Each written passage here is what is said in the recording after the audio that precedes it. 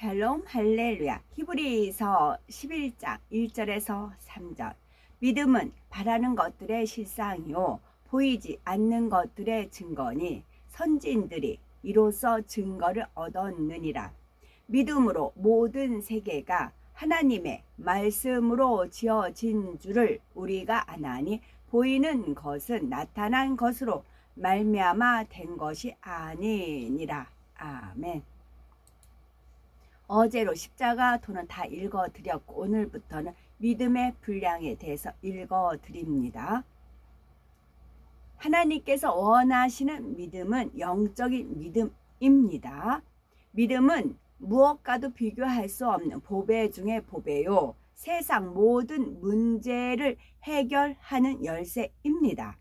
사람의 힘과 능력으로는 불가능한 어떠한 일이라도 전지전능하신 창조주 하나님께서는 하실 수 있습니다. 성경에 보면 심지어 하늘의 해와 달을 멈추거나 홍해 바다를 가르기도 하며 전쟁에서 승리하거나 죽은 사람을 살리는 등 불가능이 가능으로 변화하는 무수한 기록이 있습니다. 이처럼 하나님께서는 전지전능하심으로 사람이 질병과 연약함을 고침받는 것도 가정과 사업터의 문제들을 해결받는 것도 믿음만 있다면 어려울 것이 없지요. 여기서 중요한 것은 반드시 참된 믿음이 있어야 한다는 사실입니다. 오늘날 교회에 다니는 사람은 많지만 그 중에는 믿음의 의미조차 잘 모르는 사람이 많지요. 믿는다고는 하지만 구원의 확신도 없거나 세상 사람들과 똑같이 질병과 각종 문제들로 고통받고 시험 환난 속에 살아가며 기도해도 응답받지 못하는 사람들이 많이 있습니다. 마가복음 9장 23절에 할 수 있거든이 무슨 말이냐? 믿는 자에게는 능치 못할 일이 없느니라 하셨으니 믿음으로 기도했다면 반드시 응답을 받아야 하는 것입니다. 믿는다 하고 기도했는데도 응답받지 못한다면 이때는 자신의 믿음이 참 믿음인가를 점검해 보아야 합니다. 시편 37편 4절을 보면 여호와를 기뻐하라 저가 네 마음의 소원을 이루어 주시리로다 했고 히브리서 11장 6절에는 믿음이 없이는 하나님을 기쁘시게 못한다 했습니다. 우리가 믿음으로 하나님을 기쁘시게만 한다면 하나님께서 우리가 소원하는 것을 무엇이나 응답해 주시는데 하나님을 기쁘게 해드리는 방법은 바로 믿음인 것이지요. 이때의 믿음은 하나님께 인정받을 수 있는 참된 믿음이어야 합니다. 많은 사람들이 스스로 믿는다 하면서도 하나님의 역사를 체험하지 못하는 것은 그 믿음이 참된 믿음이 아니기 때문입니다. 믿음에도 하나님께서 인정하고 응답받을 수 있는 참된 믿음, 그 영적인 믿음이 있고 하나님께서 인정하지 않으시는 육적인 믿음이 있는 것입니다. 육적인 믿음이라는 것은 첫째로는 자신의 지식과 생각에 일치하는 것만 믿는 믿음이요. 또한 변개하는 믿음이요. 행함이 없는 믿음이 육적인 믿음입니다. 자신의 지식과 생각에 일치하는 것만 믿는 믿음이 육적인 믿음입니다. 이러한 믿음은 구원이나 신앙의 문제와 상관없이 세상 사람들도 가질 수 있는 믿음입니다. 예를 들어 흰 물수건을 들고 이 물수건은 흰색입니다 라고 했을 때 흰색임을 확인한 사람들은 누구나 이 말을 믿습니다. 자신이 태어나서부터 이제까지 배우고 받아들인 지식과 일치하기 때문입니다. 그런데 우리가 그동안 옳다고 배운 지식들이 모두가 진리는 아니라는 사실이지요. 세상에는 아무리 진리라고 알려져 있어도 세월이 지나면 변하는 것이 너무나 많으며 나라와 민족 또한 개인마다 진리라고 생각하는 지식이나 옳다고 생각하는 가치의 기준이 크게 다릅니다. 예를 들어 오래전에는 지구가 둥글지 않고 평평하다 배웠고 태양이 지구의 주변을 돈다고 배웠지요. 그 당시 사람들은 이것이 진리인 줄 알았지만 지금은 이것을 진리로 믿는 사람은 없습니다. 이와 마찬가지로 지금 우리가 배운 지식 중에서도 너무나 많은 부분이 진리가 아니라는 사실이지요.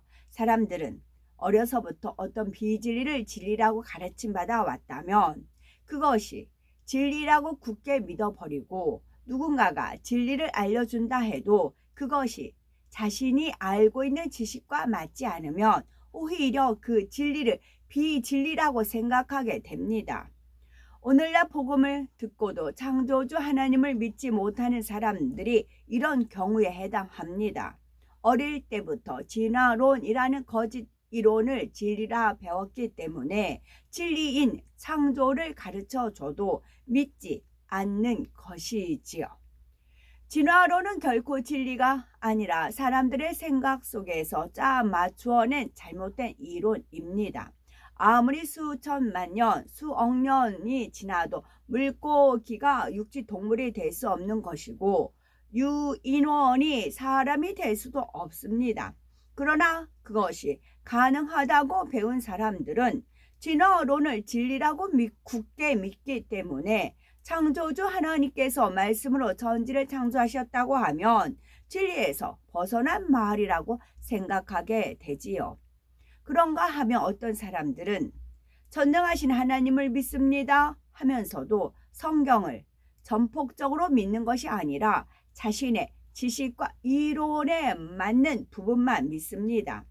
그러나 세상 지식과 이론에 맞추려고 하면 성경에는 믿을 수 없는 부분이 너무나 많지요. 세상에서는 뭔가 재료가 있어야 완성품이 나오는데 성경에서는 아무것도 없는 무의 상태에서 하나님의 말씀으로 천지 만물이 창조되었다고 하니 믿어지지가 않습니다. 또한 사람의 능력으로는 도저히 불가능한 권능의 역사들도 납득하기가 어렵지요. 그러니 기사와 표적에 대한 기록을 읽으면 그것이 실제로 있었던 일이 아니라 상징이나 비유라 생각하기도 하고 베드로가 물 위를 걸었다 하면 물이 얕은 곳을 걸었던 것이라고 해석하기도 합니다. 약을 먹고 수술해서 질병이 나았다면 믿어지지만 단지 기도만 받고 나았다 하면 뭔가 다른 이유가 있을 것이라고 의심하지요. 그러나 이런 믿음은 하나님과는 상관이 없는 것이요 구원받을 수 있는 영적인 믿음이 아닙니다. 참된 믿음은 자신의 생각과 지식에 상관없이 성경 말씀 전체가 하나님의 말씀이요 절대적인 진리임을 믿는 것입니다. 두 번째 육적인 믿음은 병기하는 믿음입니다. 어떤 사람은 마음에서 오는 응답받기 위해서 열심히 기도하고 예배하며 충만하게 신앙생활을 해보지만 마음에 원하는 대로 응답이 속히 나타나지 않으면 점차 의심하기 시작합니다. 하나님이 정말 살아계신가? 내가 기도하면 참으로 들으시는가? 하면서 의심이 틈타며 점차 은혜가 떨어지고 과거의 믿음으로 응답받았던 것들이나 주위 사람들이 응답받은 간증들도 우연의 일치였던 것처럼 의심하게 되는 것입니다. 야고보서 1장 6절에서 7절을 보면 오직 믿음으로 구하고 조금도 의심하지 말라. 의심하는 자는 마치 바람에 밀려 요동하는 바닷물결 같으니 이런 사람은 무엇이든지 주께 얻기를 생각하지 말라 했습니다. 이처럼 병개되어지는 믿음은 응답받을 수 있는 참 믿음이라 할 수가 없습니다. 마가복음 11장 24절에 무엇이든지 기도하고 구하는 것은 받은 줄로 믿으라. 그리하면 너희에게 그대로 되리라 하신 대로 구하는 것마다 응답받은 줄로 믿는 것이 아니라 이미 응답받은 줄로 믿어야 하는 것입니다.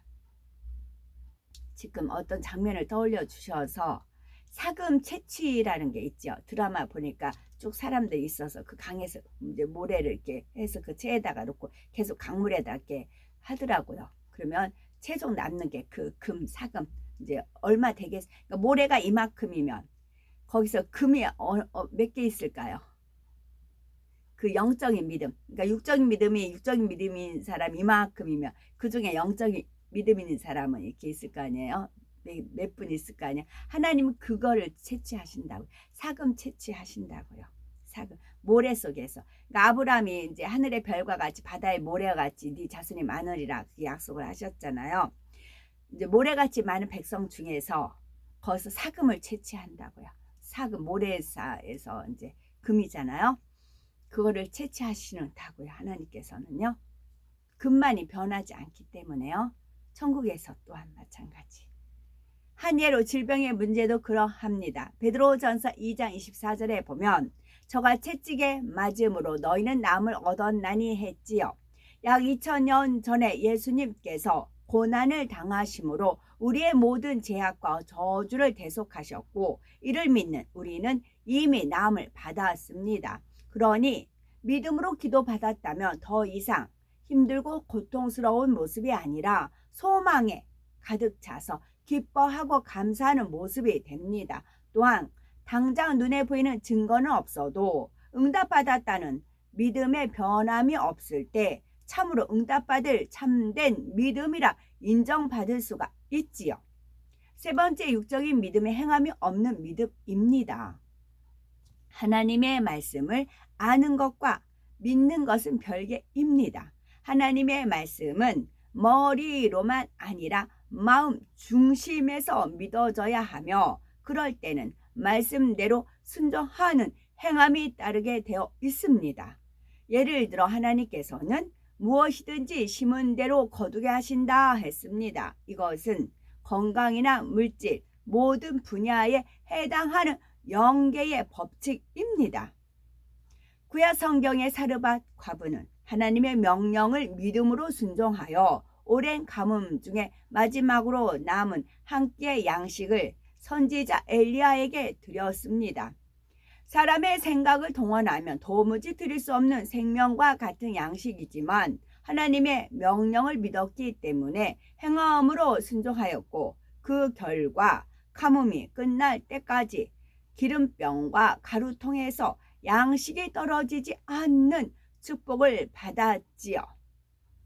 그런데 육적인 믿음을 가진 사람들은 이런 말씀을 들어서 머리로는 알지만 막상 어려운 현실에 직면하면 행할 수가 없습니다.